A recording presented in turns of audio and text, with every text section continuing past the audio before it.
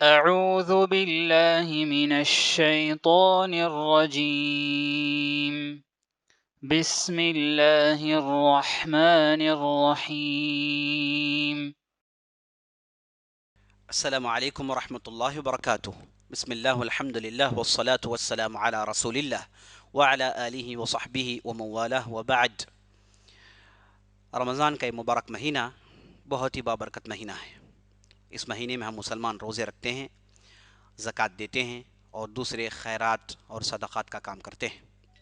تو عزیز دوستو، اس ناحیے سے ہم مرکز العلوم والحکم للدعوت والارشاد موہی کے جانب سے یہ پروگرام کا براڈ کاسٹنگ ہو رہا ہے۔ آپ تمام حضرات سے گزارش ہے کہ آپ موہی کا ساتھ دیں، اس کار خیر کو آگے بڑھانے میں موہی کے ساتھ رہیں۔ یہ مختصر اعلان کے ساتھ اصل موضوع کی طرف آگے بڑھتے ہیں۔ اصل موضوع عزیز دوستو یہ ہے کہ ہم نے گزشتہ کے مجلس میں جنوب کی باتیں سنی۔ جنوب میں ہم نے دیکھا، گزشتہ سے پیوستہ کی مجلس میں ہم نے دیکھا کہ لنکا میں کیسے اسلام آیا، مالدیو میں کیسے اسلام آیا، ساحل گجرات میں، کونکن میں، اور نوایت خاندان کے تعلق سے ہم نے سنا، اور اس کے بعد ملبار اور معبر کی باتیں ہم نے سنی۔ یہاں پر اسلام کیسے پھلا پھولا اور یہاں کے لوگ کیسے امن اور امان سے رہتے تھے، یہ ہم نے مختصر تفصیل آپ کے سامنے بتائی۔ آج چلیے ہم شمال کی طرف آگے بڑھتے ہیں، اب آفیشیل اسلام کی طرف آگے بڑھتے ہیں۔ ہم نے پہلے بھی جانا اور سنا ہے کہ محمد بن قاسم وہ آدمی ہیں جو 92 ہجری میں 92 ہجری میں انہوں نے اسلام کو باقاعدہ یہاں پر لایا، اور سندھ کا علاقہ جہاں پر مشہور علاقے ملتان، مکران، منصورہ، بلوچستان جیسے علاقوں میں اسلام کی حکومت قائم ہوئی، اور باقاعدہ اسلام یہاں پر پھل رہا تھا۔ لگ بھگ 200 سے لے کے 250 سال تک کا یہی معاملہ تھا۔ اسلام آج کا جو ہندوستان ہے اس میں داخل نہیں ہوا۔ آج کا جو ہندوستان، چونکہ آج سندھ میں ہے، پاکستان میں ہے سندھ، اور ہندوستان میں یہ سندھ کے علاقے نہیں آتے، تو آج کا جو ہندوستان ہے اس میں اسلام داخل ہوا بعد میں لے کر، یعنی آفیشیلی طور پر حکومت کرنے کے لیے، ریاست کے لیے اسلام بعد میں داخل ہوا۔ تو عزیز دوستو، اس کا آغاز ہوتا ہے راجہ جے پال سے۔ راجہ جے پال ایک ایسا راجہ ہوا کرتا تھا جس کی حکومت تھی پیشاور اور لاہور میں۔ لاہور یہ پنجاب کا علاقہ ہے، پیشاور پشتی پور اس زمانے میں سے کہتے تھے۔ اس علاقے میں اس راجہ کی حکومت تھی، یہ راجہ راجپوت تھا۔ اور راجپوت کون ہیں، ان کے تعلق سے ہم نے جو مجالس گزر گئی ہیں اس میں ہم نے گفتگو کیا۔ ہم نے گوجروں کے تعلق سے جب گفتگو کی تو بتایا کہ راجپوت کون ہیں، ان کے کیا کیا خاندان ہیں، ہم نے بتایا تھا آپ کو۔ تو یہ جو راجپوت تھے اس سے اس کا تعلق تھا۔ راجپوتوں کی حکومت سمجھے کہ سارے ہندوستان میں الگ الگ ان کی ریاستیں تھی۔ مارواڑ میں ان کی ریاست تھی، قنوج میں ان کی ریاست تھی، متھرا میں ان کی ریاست تھی، اور اس کے بعد ہے نا دوسرے علاقے ان کے اجین اور دوسرے علاقے تھی جہاں پر ان کی حکومتیں ہوا کرتی تھیں۔ مختلف راجپوت بادشاہ مختلف ریاستوں میں اپنی اپنی خود مختار سلطنتیں چلا رہے تھے۔ تو اس میں سے اس علاقے میں رہنے والے بادشاہ کا نام جے پال تھا، اور اس کے ہاتھوں تلے لاہور اور پیشاور جیسی حکومتیں تھیں۔ جب ہم میپ دیکھیں گے آپ کو پتا چلے گا کہ لاہور اور پیشاور کے سرحد باؤنڈریز افغانستان کے باؤنڈری سے لگتے ہیں۔ افغانستان میں اس زمانے میں غزنی حکومت کا آغاز ہو چکا تھا۔ غزنی حکومت کا آغاز اصل دوستو الپ سبتگین نامی ایک ترکی شخص کے ذریعے سے آغاز ہوا۔ یہ ترکی کا جو شخص تھا، یہ اصل میں اس کا تعلق تھا بغداد کے عباسی خلافت سے۔ بغداد میں جو عباسی خلافت ہوا کرتی تھی، وہ خلافت کے ذریعے سے ان علاقوں میں، ترک علاقوں میں، وہاں پر ایک حکومت ہوا کرتی تھی، لیکن یہ حکومت زائل ہو گئی۔ زائل ہونے کی وجہ سے وہاں سے الپ سبتگین نامی ایک شخص جو معمولی ایک سپہ سالار تھے، وہ نکل کر افغانستان پہنچتے ہیں۔ افغانستان میں غزنہ علاقے میں وہ آتے ہیں، اور غزنہ علاقے میں آنے کے بعد وہاں کی جو چھوٹی موٹی ریاستیں تھیں انہیں وہ ختم کر کے اپنی ایک حکومت بناتے ہیں۔ یہ لمبی تفصیل ہے، یہ چونکہ ہندوستان سے باہر ہے، اس میں زیادہ میں جانا نہیں چاہتا۔ تو یہاں پر انہوں نے ایک باقاعدہ حکومت قائم کی جس کا نام تھا غزنوی خاندان کا حکومت، غزنوی خاندان کی حکومت۔ تو غزنوی خاندان کا آغاز اسی الپ سبتگین سے ہوتا ہے۔ الپ سبتگین کے لڑکے جن کا نام تھا سبتگین، الپتگین کے لڑکے جن کا نام تھا سبتگین، یہ اصل میں اس خاندان کے پہلے مشہور بادشاہ مانے جا سکتے ہیں۔ ان کی وفات ہوئی 993 میں، 993 ہجری میں ان کی وفات ہوئی۔ اس سے پہلے انہوں نے بہت ہی زبردست حکومت قائم کی. تو یہ جو تھے یہ افغانستان پر حکومت کر رہے تھے. تو افغانستان کے حدود اور راجہ جے پال کے حدود آپس میں ملتے تھے، ٹکراتے تھے. جب بھی حدود کی بات ہو جائے، باؤنڈریز کی بات ہو جائے، جھڑپیں ہونا ضروری ہے، لا محالہ ہے. انسانی تاریخ ہم کو یہ بتاتی ہے حدود بن گئے تو جھڑپوں کا ہونا ضروری ہے. اسی لیے حدود بندی بہت بڑی مصیبت ہے. جب بھی کوئی حکومت حدود بندی کرتی ہے تو آپس میں اپنے جو بغل میں جو حکومت ہے اس کے پاس سے اس کا ہمیشہ ٹکراؤ شروع ہو جاتا ہے. عجیب و غریب یہ انسانی چیز ہے جو اللہ نے انسانوں کے اندر رکھ دی. تو یہ جو بارڈرز میں جھڑپوں کا ہونا بہت ضروری تھا. اور غزنوی طاقت بڑھ رہی تھی، دولت کافی جمع ہو رہا تھا. اور یہاں کی جو بادشاہ سبتگین تھے وہ بہترین نظم و نسق کے پابند تھے، بڑی اچھی انداز سے اپنی حکومت کر رہے تھے. تو راجہ جے پال پتہ نہیں کیا ہو گیا، اچانک انہوں نے 979 1979 میں 979 عیسوی میں اچانک ایک بہت بڑی طاقت لیتے ہیں اور اچانک اس علاقے پر حملہ کر دیتے ہیں. اب یہاں پر جو سبتگین اپنی حکومت کر رہے تھے وہ اپنی حکومت کے باؤنڈریز کو بڑھا رہے تھے، لیکن اس طرف ہندوستان کی طرف نہیں، اس طرف بڑھا رہے تھے. ابھی اچانک حملہ ہونا تھا، سبتگین خاموش نہیں رہے، وہ اپنے طاقت کو لے کر پہنچے اور بڑی آسانی سے راجہ جے پال کو انہوں نے شکست دے دی. اور راجہ جے پال کو باقاعدہ انہوں نے پکڑ لیا اور راجہ صلح کے لیے تیار ہو گیا.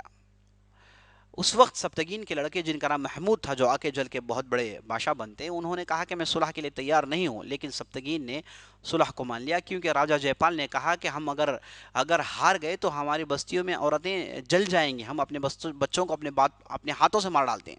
تو ایسی ویسی باتیں جب ہوئیں تو بادشاہ سبتگین صلح کے لیے تیار ہو گئے. تو راجہ جے پال سے باقاعدہ صلح ہوئی. اب صلح میں یہ طے پایا کہ راجہ جے پال کی جان کی حفاظت اس وقت ہے کہ وہ جب واپس جائیں گے اپنی بستی میں، جا کر اتنا سارا مال، اتنا ہاتھی، اتنے اشرفیاں بھیجیں گے سبتگین کی اس بستی میں. اس پر اتفاق ہوا تھا. جب جا کے راجہ جے پال اپنے آپ کو بچا سکا اور واپس اپنی بستی پہنچا تو یہ صاحب راجہ جے پال جو تھے وہ اپنے وعدے کو بھلا دیے. اور جب بھی یاد دلایا گیا انہوں نے اعراض کیا، نظر انداز کیا. باقاعدہ سبتگین کے مشیرین اور جو بھی سفراء آتے تھے انہیں اس نے واپس کر دیا. تو اس تعلق سے سبتگین کافی پریشان ہوئے. انہیں یہ بات سمجھ میں نہیں آ رہی تھی کہ یہ کیا ہو رہا ہے. تو اس لیے انہوں نے جوابی حملے کے لیے پھر ایک بہت بڑا لشکر جمع کیا اور جمع کر کے سیدھے لاہور آدم کے. وہاں پر راجہ جے پال کی حکومت تھی. راجہ جے پال کو معلوم نہیں تھا کہ اتنی بڑی لشکر اچانک آ جائے گی. تو جیسے معلوم ہوا کہ لشکر آ گئی تو راجہ جے پال پورا ہندوستان گھومتے ہیں، قنوج جاتے ہیں، متھرا جاتے ہیں، دوسرے علاقوں میں جاتے ہیں. وہاں کے راجپوتانہ حکومت خاندانیں جو تھی انہیں جمع کرتے ہیں. اور کہا جاتا ہے کہ یہ پہلا موقع تھا جس میں پورے ہندوستان کے راجہ، پورے راجپوت پورے جمع ہو گئے تھے، اپنی پوری طاقت جمع کر لے تھے. اور یہاں تک کہا جاتا ہے کہ یہاں کی بوڑھیاں اپنے بچوں کو نصیحت کرتے کہ جائیں، جا کر لشکر میں جمع ہو جائیں. اور یہاں پر ڈھیر سارا چندہ جمع کیا گیا، ڈھیر سارا پیسہ جمع کیا گیا تاکہ اس لشکر کا امداد ہو جائے. تو بچے بوڑھے نوجوان سب اپنی جو ہے دولت لائے اور لا کر لشکر کو جمع کیے. تو سب کی محنتوں کے ساتھ ایک لشکر جمع ہوا جس میں پورے راجپوت بادشاہ تھے.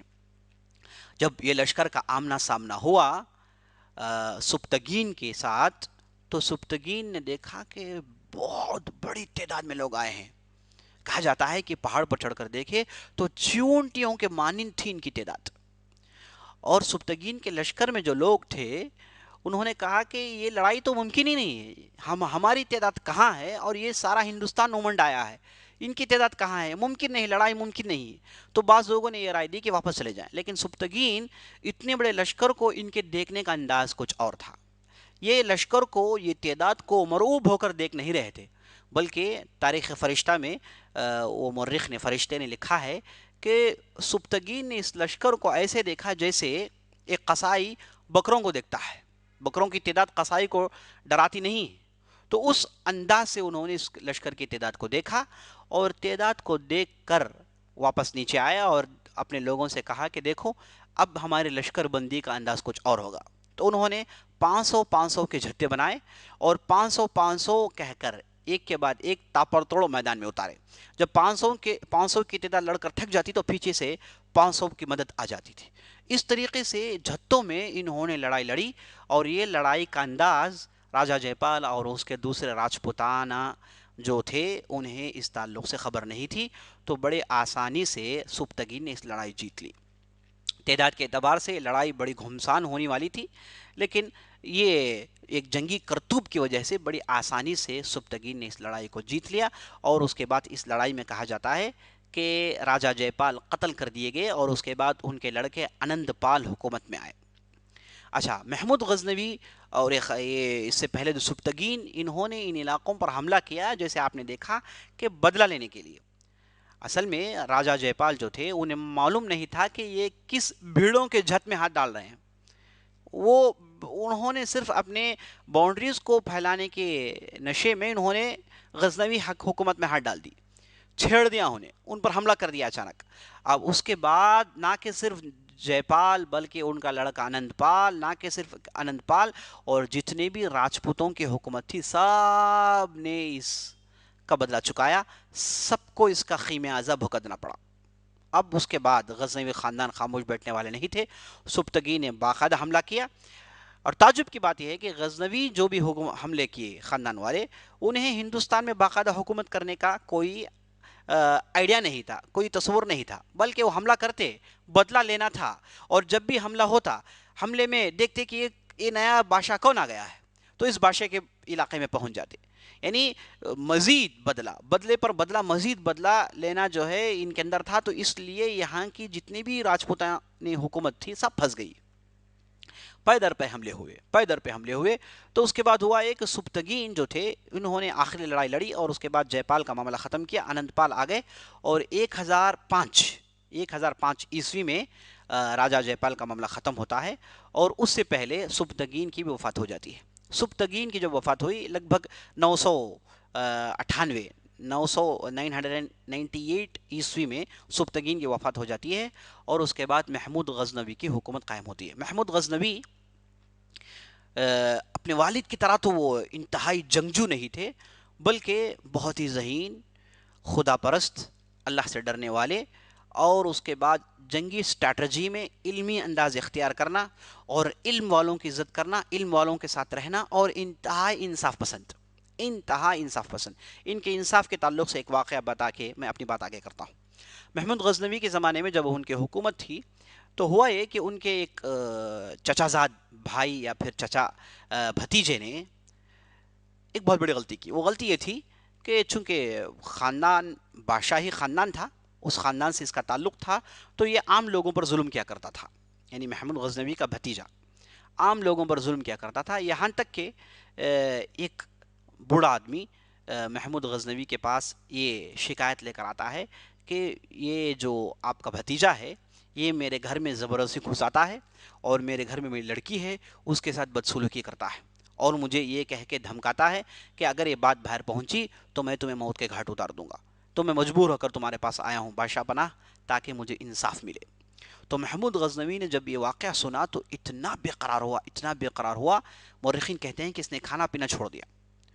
اور یہاں تک معاملہ ہو گیا کہ وہ ہمیشہ تاریکی میں رہتے تھے، اپنی بتی گل کر دیتے تھے، اور لوگوں سے کہا کہ جب تک کہ میں اس آدمی کا میں انصاف نہیں دلا دوں میں دوبارہ آسائش کو اختیار نہیں کروں گا. تو وقت مقرر پر اس بوڑھے کے گھر میں پہنچتے ہیں. جب ان کا بھتیجا ادھر پہنچتا ہے تو بھتیجے کو وہ پیٹتے ہیں، بعض روایتوں کے مطابق جان سے مار دیتے ہیں. اور اس کے بعد اس بوڑھے کے جو ہے حق میں انصاف اسے مل جاتا ہے، اور اس کے بعد محمود غزنوی واپس اپنی زندگی کو پہنچتے ہیں، کھاتے پیتے ہیں اور روشنی میں رہتے ہیں. یعنی اس حد تک ان کے پاس انصاف تھا، بے انصافی کا تصور بھی ان کے پاس نہیں تھا. تو یہ تھے عزیز دوستوں محمود غزنوی، جو 1030 عیسوی تک ان کی حکومت رہی. 1030 عیسوی تک لگ بھگ 33 یا پھر 32 سال ان کی حکومت رہی. اب جب محمود غزنوی کی جو ہے حکومت کا آغاز ہوا تو پھر وہی راجہ جے پال، انند پال سے جھڑپیں، لڑائیاں ہوتی رہی. اور محمود غزنوی کے تعلق سے کہا جاتا ہے کہ لگ بھگ 17 سے 18 موقع ایسے تھے جس میں انہوں نے اچانک ہندوستان پر حملہ کیا، اور ہندوستان کام پھٹتا تھا. ان کا حملہ قنوج پر مشہور ہے، ان کا حملہ متھورا پر مشہور ہے، اور ان کا حملہ سومنات میں کافی مشہور ہے۔ سومنات ایک علاقہ گجرات کے اندر، وہاں پر ایک بہت بڑی مندر ہوا کرتی تھی۔ یہاں تک کہا جاتا ہے کہ اس مندر میں 10,000 داسیاں ہوا کرتی تھیں، 10,000 داسیاں ہوا کرتی تھی، اور یہاں پر ڈھیر سارا مال ہوا کرتا تھا، اور مال و دولت کی انتہائی فراوانی تھی۔ اور بس برعکس اس کے کہ بستی کے علاقے میں غریبی پھیلی ہوئی تھی۔ اور اس کے بعد کہا جاتا ہے کہ اس مندر کے اندر، مندر کے چھت اور مندر کے زمین کے درمیان ایک بت ہوا کرتا تھا، جو بغیر کسی توازن کے، بغیر کسی بیلنس کے، یہ ہوا میں ہوا کرتا تھا یہ بت۔ اور لوگ اس بت کو لے کر کافی باتیں پھیلاتے کہ دیکھو یہ بہت بڑا کرشمہ ہے، اس مندر کے اندر بہت بڑی طاقت ہے، اور لوگوں کو اس کی عبادت کے لیے بلاتے تھے۔ یعنی ہوا میں ایک بت کا ہونا یہ واقعی تعجب کی بات تھی۔ چھت میں بھی کوئی رسی نہیں تھامنے کے لیے، اور نیچے سے کوئی سپورٹ نہیں اسے پکڑ کر رکھنے کے لیے، بس ہوے میں یہ بت ہوا کرتا تھا۔ تو لوگ اسے لے کر کافی تعجب میں پڑے ہوتے تھے۔ تو جب محمود غزنوی کے بات پہنچی کہ اس تعلق سے فتنہ پھیلا ہوا ہے، اور محمود غزنوی عزیز دوستو توحید کے بہت بڑے علمبردار تھے، یہ شرک کو پسند نہیں کرتے تھے، مذہب کے نام میں فرقہ پرستی کو پسند نہیں کرتے تھے، اور اس کے بعد بدعات و خرافات کو پسند نہیں کرتے تھے، اور بالکل صاف و شفاف دین پسند کرتے تھے۔ اور اسی طریقے سے ان کے ساتھ جو علماء اور ادباء ان کے ساتھ ہوئے، انہوں نے انہیں صحیح دین سمجھایا، اور صحیح سورس سے، مراجع اور مصادر سے انہوں نے اسلام کو سمجھا، اور خود بہت بڑے فارسی دان اور ادب پرست تھے، علم پرست تھے، تو انہوں نے صحیح سورس سے اسلام کو سمجھا تھا، تو بہت بڑے توحید کے علمبردار تھے۔ تو دیکھا کہ اس علاقے میں اس بت نے لوگوں کو فتنے میں ڈال دیا، اور سارے لوگ ادھر آ رہے ہیں اور یہاں کے عقیدت مند ہو رہے ہیں، یہاں پر آ کر ان کی بھکتی اندھی ہوتی جا رہی ہے۔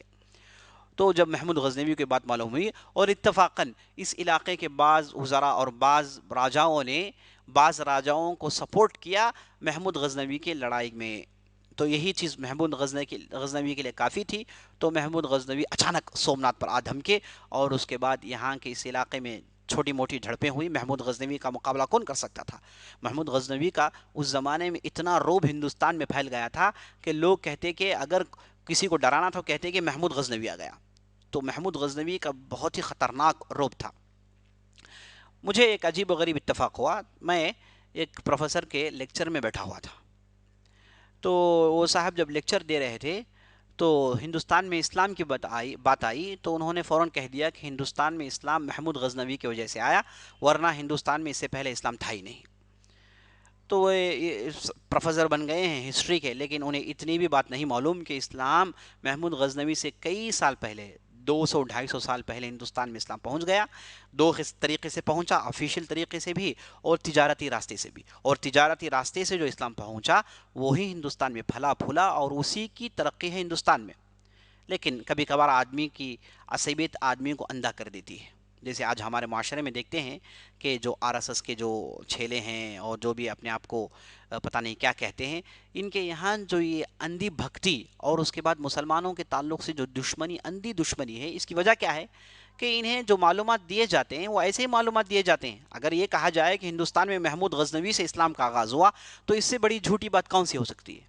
اس سے بڑی گمراہی کون سی ہو سکتی ہے تاریخ اعتبار سے؟ تو عزیز دوستو، اس طریقے سے باتیں انہیں سمجھا کر ان کے نوجوانوں کو بھڑکایا جاتا ہے۔ ضرورت اس بات کی ہے کہ حقیقی نالج، حقیقی تاریخی علم لوگوں تک پہنچائے۔ اس چیز کو مد نظر رکھتے ہوئے ہم اس سلسلے کو چلا رہے ہیں، تاکہ آپ اس بات کو سنیں اور دوسروں تک بات پہنچائیں۔ ہندوستان کی تاریخی حقیقت یہی ہے۔ تارا چند نامی ایک بہت بڑے ہندو رائٹر ہیں ہندوستان کے، یہ ہندوستان کی تاریخ میں انہوں نے بہت کام کیا۔ وہ محمود غزنوی کے تعلق سے کہتے ہیں کہ محمود غزنوی ہو یا پھر اس سے پہلے جو بادشاہ ہے، یہ ہندوستان میں آئے، ان کا مقصد ہندوستان کو لوٹنا تھا اور بدلہ لینا تھا۔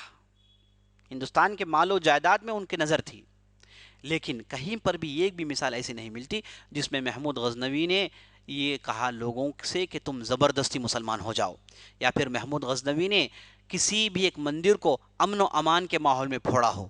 ایک بھی مثال نہیں ملتی۔ یہاں پر محمود غزنوی کا حملہ ہوا سب سے پہلے بدلہ لینے کے لیے، اور نمبر 2 یہاں کی جائیداد پر نظر تھی ان کی، وہ جائیداد لے کر جانا، مال غنیمت کے طور پر جائیداد لے کر جانا چاہتے تھے۔ اس پر بھی اختلاف ہو سکتا ہے، لیکن بہرحال تاریخ میں اسی مثالیں ملتی ہیں۔ تو سومنات میں جب انہوں نے حملہ کیا اور یہاں سے ڈھیر سارا مال یہاں سے لے کر گئے، اور بعض مورخ کہتے ہیں کہ انہوں نے مندر کو بالکل خالی کر دی، اور اس کے بعد یہ جو بت جو لٹک رہا تھا، اس تعلق سے محمود غزنوی جہاں پر پہنچے دیکھا کہ بت لٹک رہا ہے، تو ان کے ساتھ جو لوگ تھے کمزور ایمان والے وہ پریشان ہو گئے، تو محمود غزنوی نے فوراً ایک آدمی سے کہا کہ چلو اوپر چڑھو اور دیکھو کہ یہاں پر کچھ ہو رہا ہے۔ تو اوپر پہنچے اور پہنچ کر وہاں پر جو پتھر تھے اسے جب پھوڑا گیا تو یہ جو بت جو اڑ رہا تھا یہ ڈھام سے نیچے گر پڑا۔ بعد میں معلوم ہوا کہ مغناطیسی طاقت کی وجہ سے، ایک میگنیٹک فورس کی وجہ سے یہ لٹک رہا تھا۔ اس میں کوئی عجوبہ، اس میں کوئی سمجھے کہ ایک معجزہ نہیں تھا، بلکہ یہ ایک چیز ہو رہی تھی، اور جیسے ہی اسے پھوڑا گیا تو یہ بت دھام سے نیچے گر گیا، اور اس کے بعد فتنہ ختم ہو گیا۔ اور اس کے بعد داسیوں کے نام سے برہمنوں نے جو ظلم کر رکھا تھا اس مندر میں، سب کچھ محمود غزنوی نے ختم کیا، مندر کو باقی رکھا، بعض علاقے اس کے پھوڑ دیے گئے تھے، چونکہ وہاں پر انہیں ڈاؤٹ تھا کہ کہیں ادھر کچھ چھپا کر انہوں نے نہیں رکھا تھا، تو وہاں پر انہوں نے پھوڑا اور باقیہ چیزیں چھوڑ دی۔ تو اس طریقے سے محمود غزنوی کے حملے ہندوستان میں پے در پہ ہوا کرتے تھے۔ 17 سے 18 مرتبہ محمود غزنوی کی یہاں پر حملے ہوئے، لیکن کہیں پر بھی انہوں نے باقاعدہ حکومت قائم نہیں کی۔ آتے بدلہ لیتے اور واپس چلے جاتے، آتے بدلہ لیتے واپس چلے جاتے، اور راجپوتوں کو ڈرا رکھا تھا۔ راجپوت جب بھی محمود غزنوی کی آواز سنتے، بات سنتے، تو وہ کانپ جاتے اور بالکل خاموش ہو جاتے، ان کے کلیجے منہ کو آ جاتے کہ بھئی یہ محمود غزنوی آگ کہاں دھمکا تھا، تو اچانک ان کے حملے ہوا کرتے تھے۔ تو اس اعتبار سے ہم جان سکتے ہیں کہ محمود غزنوی کس اعتبار کے جو ہے جنگی اسٹریٹجی کے یہ ماہر ہوا کرتے تھے۔ اب ہوا یہ کہ محمود غزنوی اپنے آخری زمانے میں اپنے غلام جن کا نام ایاز تھا، انہیں لاہور کا گورنر مقرر کرتے ہیں۔ پہلی مرتبہ ہے محمود غزنوی یہاں پر اپنے حکومت کے ستون گاڑ رہے ہیں، تو ایاز کو لاہور کا گورنر مقرر کرتے ہیں، ورنہ اس سے پہلے ہوتا تھا بستی اپنے قبضے میں کرتے اور وہاں کے بادشاہ کو پھر بٹھا دیتے اور کہتے کہ تمہاری حکومت ٹھیک ڈھنگ سے چلنی چاہیے، اگر کہیں پر بھی غلطی ہوئی ہم کبھی بھی آ سکتے ہیں۔ اس طریقے سے ان کی حکومت ہوا کرتی تھی، لیکن پہلی مرتبہ لاہور میں انہوں نے اپنے غلام ایاز کو گورنر بنایا اور لاہور کی حکومت کو ان کے ہاتھوں میں سونپا۔ یہ ایاز محمود غزنوی کے غلام کافی مشہور ہیں، اور علامہ اقبال کے شعر میں بھی ہے کہ ایک ہی صف میں کھڑے ہو گئے محمود و ایاز، نہ کوئی بندہ رہا نہ کوئی بندہ نواز۔ اسی کی طرف اشارہ ہے، یہی یہ ایاز جو غلام ہیں انہی کی طرف اشارہ ہے، یعنی محمود و ایاز، محمود بادشاہ ایاز غلام، دونوں اللہ کی بارگاہ میں پہنچتے ہیں تو ایک ہی صف میں کھڑتے ہیں، شانہ بشانہ کھڑتے ہیں اللہ کے سامنے پہنچنے کے بعد۔ میں بادشاہ ہوں، میں غلام ہوں، یہ اونچ نیچ کا کوئی تصور نہیں ہے، اس کے طرف علامہ اقبال کا اشارہ ہے۔ تو انہوں نے محمود کا ذکر کیا اور ساتھ ساتھ ایاز کا ذکر کیا۔ تو ایاز ایک پہلے آدمی تھے جن کے ہاتھ میں حکومت ملی، اور حکومت دینے کے بعد 1030 عیسوی میں محمود غزنوی وفات پا جاتے ہیں۔ محمود غزنوی کی زندگی بہت ہی زبردست زندگی گزری ہے، اور محمود غزنوی کے بعد ان کے لڑکے مسعود آئے، محمود غزنوی کی نہج پر چلنے کی کوشش کی لیکن کامیاب نہیں ہو پائے۔ محمود کے تعلق سے، رحمۃ اللہ علیہ کے تعلق سے ہم کو یہ بتانا ضروری ہے کہ محمود غزنوی کے لشکر میں ڈھیر سارے ہندو ہوا کرتے تھے جو ان کے انتہائی مخلص تھے، ان کے وفادار تھے، اطاعت شعار تھے۔ ان میں سے نام میں لینا چاہوں گا سوبند راؤ، اور اس کے بعد ناتھ، اور اس کے بعد تلک۔ یہ تین ایسے ان کے خاص مشیر تھے جو ہندو تھے۔ محمود غزنوی ان پر اندھا بھروسہ کرتے تھے، جب بھی کہیں پر بھی کچھ کسی جگہ کسی کو سرکوپی کرنا ہے کسی راجپوت بادشاہ کو، تو سوبناتھ کو بھیجتے، وہ ادھر پہنچتے اور محمود غزنوی کی وفاداری کا ثبوت دیتے تھے۔ عزیز دوستو، تو یہاں پر آپ کو بات سمجھ لینا چاہیے کہ یہاں پر جو بھی ہوئی پولیٹیکل لڑائیاں ہوئی اور بدلہ لینے کی بات تھی، یہاں پر کہیں پر بھی اسلام کو زبردستی پیش کرنے کی بات نہیں تھی، یہ اچھی طریقے سے سمجھ لینا چاہیے۔ تو عزیز دوستو، یہ راحت بالکل نہیں لی، آخری زمانہ ان کا پہنچا۔ آخری زمانے میں بھی بالکل ان کے جسم میں بخار تھا، جسم میں دق تپ رہا تھا، اس کے باوجود یہ گھوم رہے تھے، خوارزم کا معاملہ کو تھما رہے ہیں، اس علاقے کے معاملے کو تھما رہے ہیں، وہاں پر سرگوپی کر رہے ہیں، ہندوستان کے معاملات کو سنبھال رہے ہیں، سب کچھ ہو رہا ہے اپنے آخری زمانے میں، اس کے باوجود انتہائی مشغول تھے۔ جب ان کا جسم بالکل جواب دے دیا، بالکل تھک گئے تھے، واپس غزنہ پہنچتے ہیں اور 1 ہفتے کی بیماری کے بعد وفات پا جاتے ہیں۔ اور ان کا جو دور تھا بڑا ہی سنہرا دور تھا۔ اس کے بعد ان کے لڑکے مسعود بادشاہ بنتے ہیں، اور مسعود بادشاہ بننے کے بعد مسعود کے لیے سب سے پہلا اور سب سے زبردست پش پناہی کرنے والے یہی 3 ہندو مشیرین اور وزراء تھے عزیز دوستو، یہ آپ جان رکھیے۔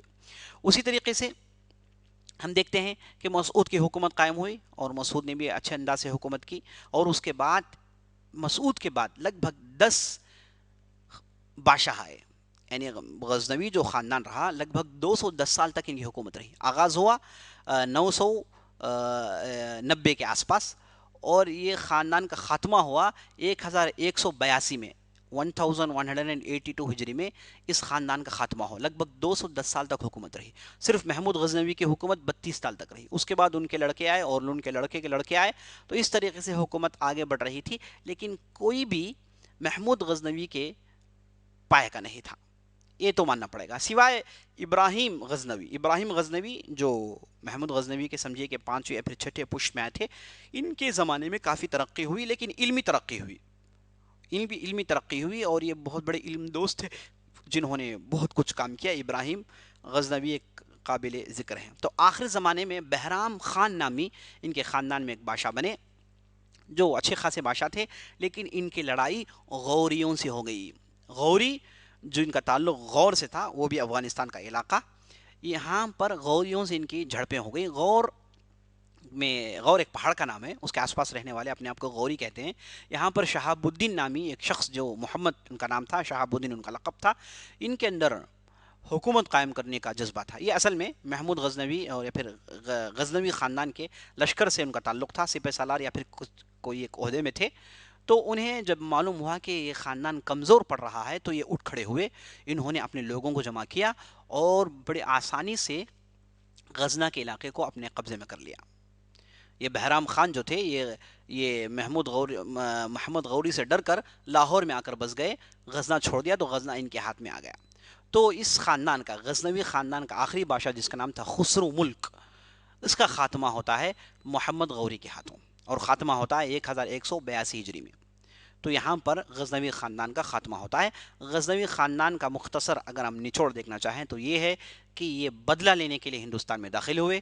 ہندوستان میں باقاعدہ انہوں نے حکومت قائم نہیں کی، سوائے آخری زمانے میں محمود غزنوی نے اپنے غلام کو لاہور کا بادشاہ بنایا، اور اس کے بعد باقاعدہ غزنویوں کی حکومت یہاں پر نہیں تھی، اور راجپوتوں کی حکومت تھی، لیکن وہ ان کے ماتحت ہوتے تھے، کبھی کبھار خود مختار بھی ہو جاتے تھے۔ اور غزنویوں نے علم کی ترقی کی، علم والوں کو اپنے ساتھ رکھا۔ اور میں آپ کو یہ بتاتا چلوں کہ اسی زمانے میں، غزنوی زمانے میں، ایک بہت بڑے عالم آئے جن کا نام تھا البیرونی۔ ان کے تعلق سے انشاءاللہ ہم آئندہ مجلس میں تفصیل سے گفتگو کریں گے، کیونکہ البیرونی کے تعلق سے میں کہیں پر بھی تفصیل نہیں پڑھتا ہوں۔ میری کوشش ہوگی اس سلسلے میں کہ ان چیزوں کو آپ کے سامنے لاؤں جن کے تعلق سے لوگ نہیں جانتے، یا پھر جن پر پردے پڑے ہوئے ہیں، تاریخ کے دبیس پردے پڑے ہوئے ہیں، انہیں میں منظر عام میں لانا چاہتا ہوں۔ میں چاہتا ہوں کہ ہمارے سامعین، ناظرین، اس تعلق سے معلومات اپنے پاس رکھیں، اپنے پاس نوٹس رکھیں، اور اس سے بہت زیادہ فائدہ ہونے والا ہے، کیونکہ ہم دیکھ رہے ہیں کہ تاریخ کو بدلنے کی کوشش ہو رہی ہے، سلیبس کو بدل کرنے کی کوشش ہو رہی ہے، لیکن الحمدللہ آج بھی ہمارے پاس اردو میں، فارسی میں ایسے مراجع و مصادر، ایسے سورسز ہیں جن میں حقیقی تاریخ موجود ہے الحمدللہ۔